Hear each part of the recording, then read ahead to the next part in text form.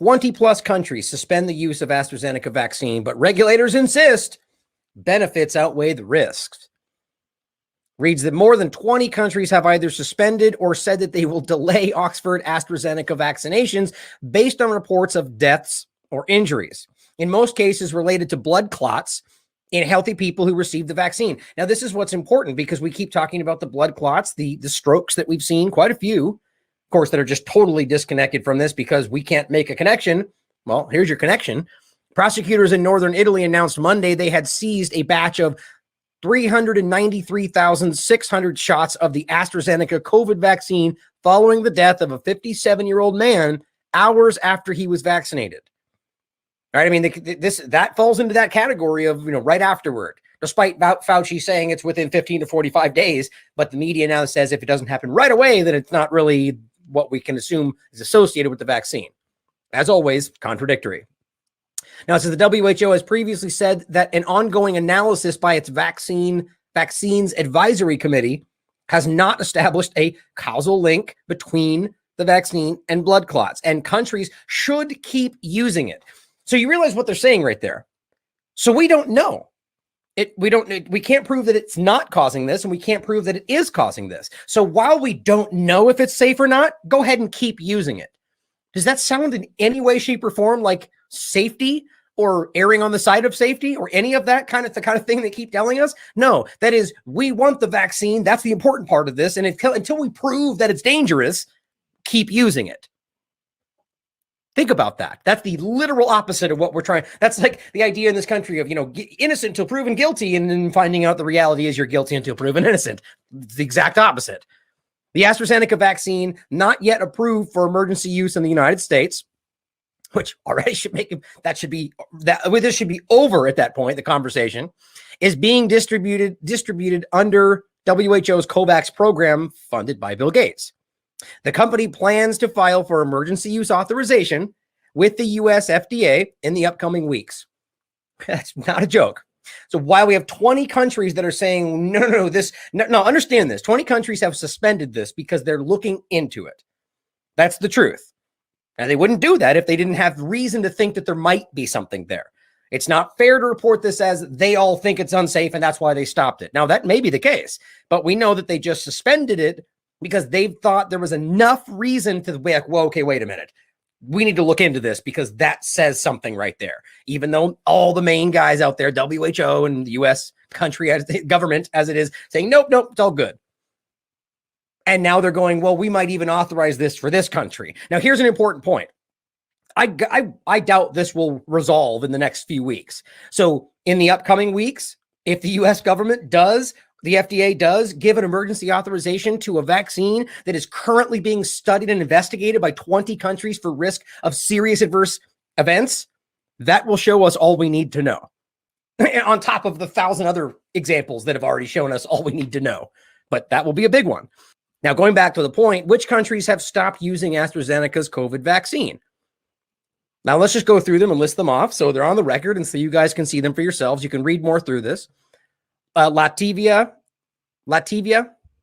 France, Germany, Italy, Spain, Luxembourg, Cyprus, Portugal, Slovenia, Indonesia, the Netherlands, Ireland, Bulgaria, the Democratic Republic of Congo, Thailand, Romania, Iceland, Denmark, Norway, Austria have all independently on their own information made the choice independently to suspend this based on the fact that they've seen enough to suggest that there might be something dangerous happening here.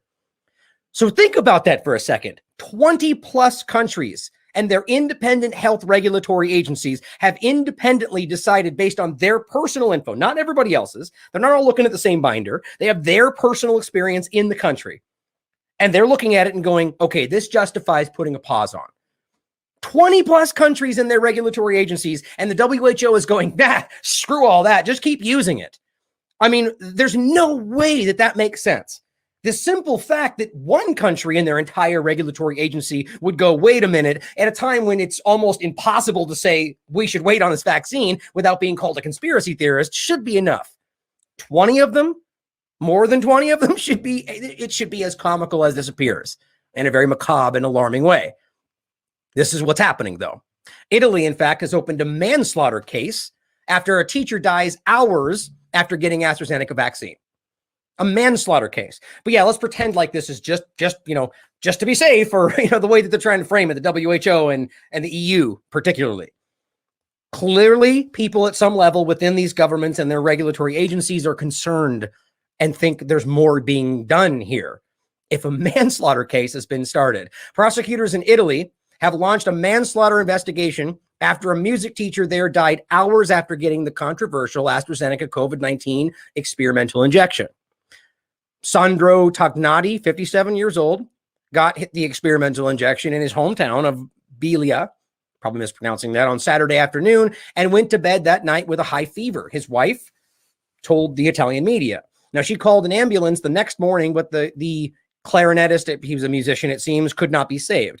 Prosecutors in the northern Italian region of Piedmont opened the probe into his death later that day, according to the Italian wire service. They also seized nearly 400,000 shots of the vaccine because of this. All right, so what do they know that the WHO doesn't know? Are they just that bad at their jobs? Are they all conspiracy theorists? Are they all anti-science, anti-vaxxers? Or are they looking at data that suggests that this is a very real concern? And the WHO and the EU and the United States governments don't care. Now, I don't know that for a fact, but if you're unwilling to ask that question with the history of these governments and what we've already seen thus far, that's a choice. That's a choice to stay uninformed, misinformed. Now, as Alex Bernison points out, by the way, the European AstraZeneca suspension is an even bigger deal than it seems, because Germany et al. Are already short on Pfizer and Moderna doses. So they are tacitly acknowledging that they aren't worried about leaving much of their populations unvaccinated for several months. Quite interesting to think about. But the point being that COVID-19, the European regulator remains, quote, firmly convinced. Think about saying that with 20 plus countries pointing out their concern. They say we're, quote, firmly convinced of the benefits of this vaccine, which, by the way, doesn't necessarily suggest that they're saying it's safe, keep using it, but they're just saying it's what we think it does. We're certain about that. A little interesting, though. But the point being is continuing to get people to think that we can still use it, even though these people are stopping it. As the WHO is saying, the country should still be administering the AstraZeneca vaccine after several countries have suspended it. They're telling you point blank, as of the 15th, yesterday, you should still be taking this thing until we find out if it's safe, until we look into it in the meantime, because it's for your safety, because that it makes sense. But as I pointed out, what they said is, that they should still be using it. I'm responding to this tweet, and I said, what? So the WHO is now reprimanding governments who are acting in the interest of the safety of their people? Like, it doesn't mean they're right. Of course they could be wrong. But they're doing it in the interest of just in case safety, how it really should be done. Not saying this nebulous unseen thing is so dangerous that will be really dangerous because that thing's so dangerous. That's in the interest of your safety, though, such as rushing vaccines or doing things that hurt your life. But it's all in the interest of safety, though, doing terribly dangerous things for your safety because this thing we can't see is so dangerous. It's ridiculous. But this is the reality of that. The government sees something they're not sure about and they go pause. Why? Well, because this thing is actually not that dangerous. And the data from the CDC continues to show us that, while the media continues to scream how much fear you should be in. So the point is, there's no point of keeping this thing rushed out because we're not really in any kind of an emergency. So we're going to pause this because we're concerned. The WHO steps in and reprimands the governments for doing what their actual job should be, what they usually fail to do, which is act in the interest of their people, because they are doing so against the vaccine narrative. That's why they're doing it. How does literally everyone not see what that is? It's quite incredible. Now, also, BBC Breakfast says, we don't stop people getting on flights because of risks of clots.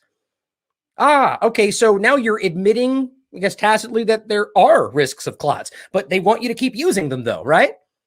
Keep using it anyway, because there are risks of clots, except in the other articles, but we can't prove it, though. There's no link at all that they even exist. But over here, they'll say, but we do it anyway on the airline, so who cares? That's what it looks like when you're trying to argue for anything to sell your agenda. Arguing on both sides of the argument, because vaccine, right? The Netherlands has suspended the use of the Oxford vaccine after a small batch of people in Norway reported blood clotting. Just a small little batch, though. Who cares about those people? But we care about every life on other parts of the conversation. Now, I also want to point something out here. As I said, and this is after Germany halted the AstraZeneca vaccine, and now that was on the 15th. We're at 20 plus countries now. So add that to the tally. I said the fact that Whitney and I have been censored for expressing legitimate concern over the safety of this vaccine, even while numerous nations have stopped its use, quote, due to concerns over serious side effects, exposes the deliberate cover-up of the truth.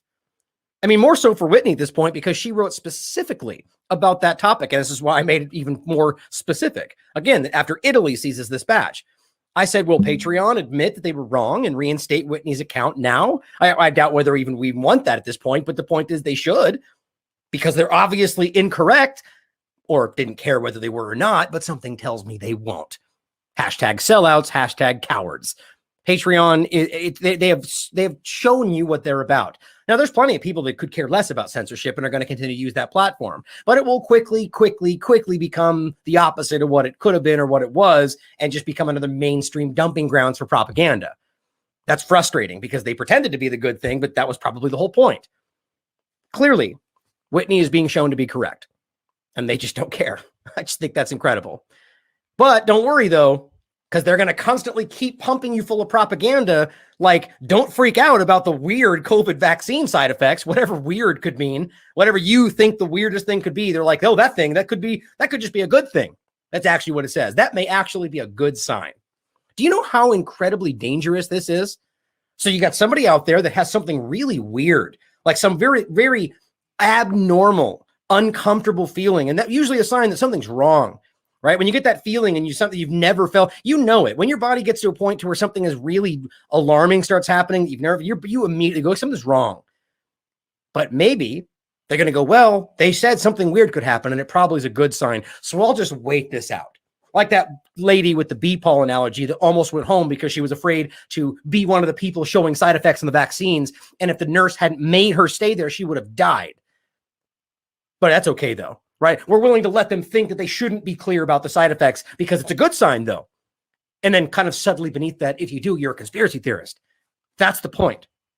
This is what medical misinformation looks like. How in the world could they possibly know? What if you have a weird side effect? It's not a good sign, but you sit there because you think, well, they told me it's probably a good thing. How could you possibly know what side effect everyone's dealing with and whether it's a good sign? This is so dangerous. It says, quote, it's your immune system being trained like elite Navy SEALs. What, everybody everywhere?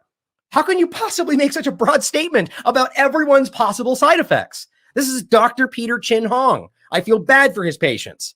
A professor of medicine at UCSF that's also been apparently lost in the gospel of vaccines. Unbelievable. Going forward, and this is on March 16th as well. I just think this is absurd. Here's a member of Finland Parliament. Well, now that AstraZeneca seems to be on the shelf elsewhere in Europe, shouldn't it be worth buying here for us? You mean that thing that we're not certain about that people are saying is causing blood clots that they're actually investigating, and that's why they all suspended it? But yeah, bring it over here. We'll buy it because vaccine equals happy, right? There's nothing else we could possibly think about. I mean, this is malfeasance. That person this is a person whose job is to act in the interest of these people, and he's literally ignoring their interests, as in their safety, because, well, vaccines are good, right? If I just pretend vaccines are good at all costs, everybody around the world in the elite circles will pat me on the head. Good job. This is ridiculous. You know what's even more ridiculous? That not just are they saying, let's use it anyway because vaccine's positive, they're actually arguing, well, I would actually love to die from AstraZeneca vaccine. Why? Well, because that means I'm doing my duty. Oh, so that both simultaneously implies that possibly dying from the vaccine, the thing that they're acting like isn't happening, would actually be doing a service for your country. Isn't that funny? But it's not happening, though. But if it did, I'd be doing a service for my country. How telling. This one everyday activity can actually be a lot scarier. It says it probably sounds very brutal, but some must be sacrificed. This is not a joke. This is from Sweden, I believe, as translated. Now it says, some will have to be sacrificed in the war against Corona. Again, the war, right? Because we're all in a war, right? Biden said we're on a war footing. Trump said it's a war on COVID. Yeah, but they're all different though, guys. It's all the war because your body is the battlefield, and they have to be on a war footing because that's all they know. And in fact, that's the only way this all works. That's the way it is in all wars. Oh, what, did people have to be sacrificed? That's not how I remember war, but I guess, you know what? That's actually letting it slip that that's how the elitists look at it. You are their pawns, and you, of course, have to be sacrificed, right? You see, that's as usual. They let these truths slip when they're trying to argue about other things. It's not, you don't sacrifice people. No, you strategically.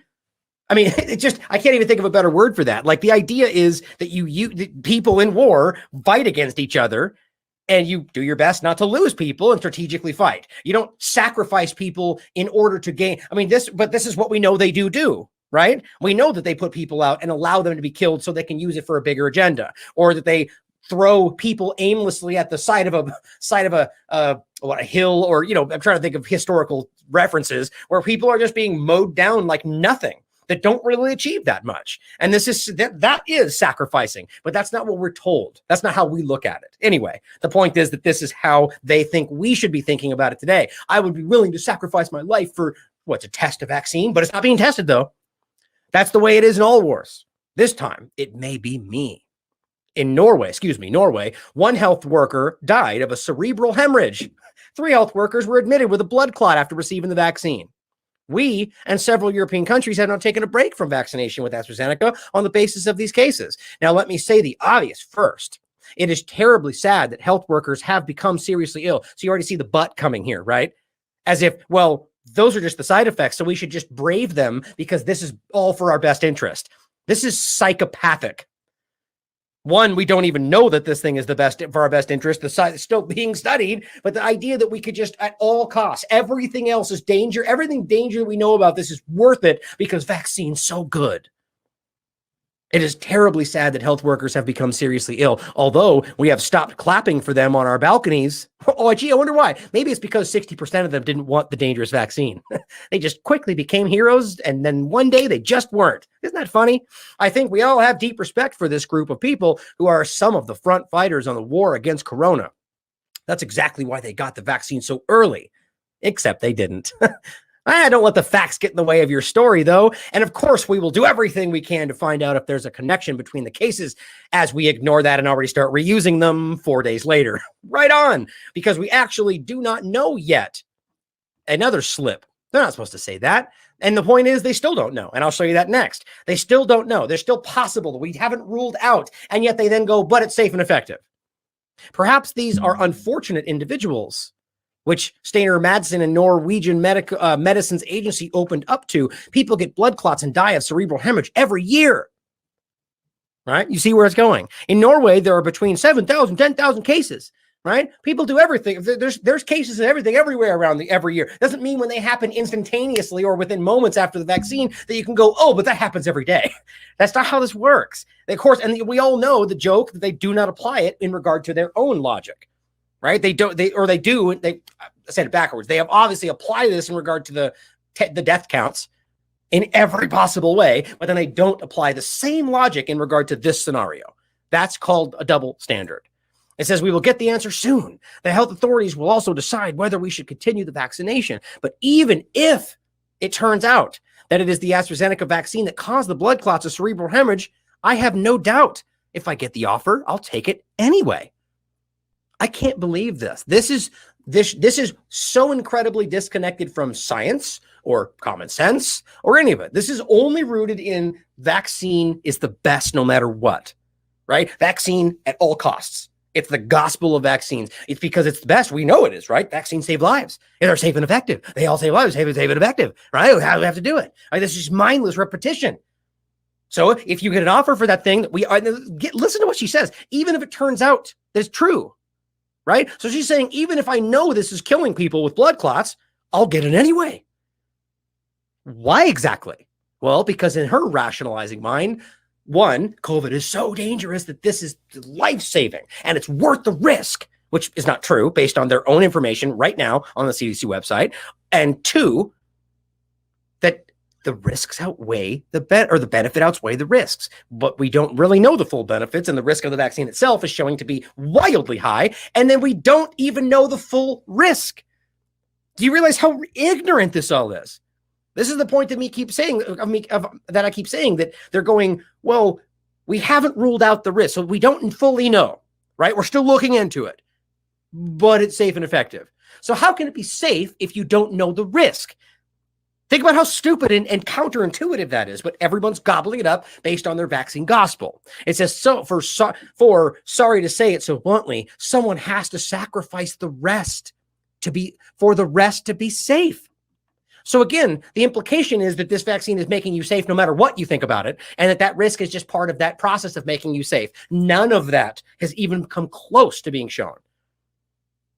But that's the way it is in all wars. So just tough it out and risk your life for what they're telling you that needs to be done. This is scary. It's now 1 year since the government introduced the most intrusive measures since World War II, and we're still at war. They just can't stop with the war symbolism or analogies against the corona. And our only weapon is vaccines, which is so incredibly not true. Vaccines are simply the way out of trenches. Now we're just crossing metaphors here or analogies. The road to peace, right? You're talking about war, and then you're talking. I guess it's the same when you're making that the analogy. But vaccines are the way out of the trenches. That's why these people are so incredibly, they've been convinced that they're at war. And if we're challenging what they're doing, then we're on the other side. So now we need to be taken out. See how that works? But so far we have too few. It's just crazy. But there will be some who get side effects from vaccines, whether it's AstraZeneca or not. That's the way it is with all medicines? No, it's not true. Simply not true, especially not in this amount. This is what they keep trying to say. And by the way, when they say all medicines have side effects, that's not the truth. These are effects. They can call them side effects because they don't want you to look at them as the primary. But if you take a medication and things happen, those are all effects of the medication, both the good and the bad. So not all medicines have bad effects. It's not true. Take something as simple as aspirin, by the way. When's the last time you had aspirin and had some kind of a negative effect? I'm sure things are possible, but they're almost not. Or take something more natural. Take something like vitamin D or vitamin C, right? They only want you to think about their chemical compounds as medicine, which is just absolutely not even the truth. I don't look at vaccines as medicine at all. They're in fact not. They can change the definition every year all they want. Now, and even more removed are the mRNA injections. But this is simply not true. They only want all the things they're making with Big Pharma, with all their crazy side effects, that they then prescribe new pills for those side effects, but then give you more side effects, then they just give you more pills for those side effects, on and on and on and on. That's why. That's what they want you to think medicine is. Going back to the Flexner Report and the American Medical Association and the Carnegies and the Rockefellers, and how they just basically hijacked the entire medical industry and drove it right into the ground of their oil industry. Yesterday, I had a headache and I think I'm just going to leave it here because I actually didn't want this to be too long today. But this is sickening to me.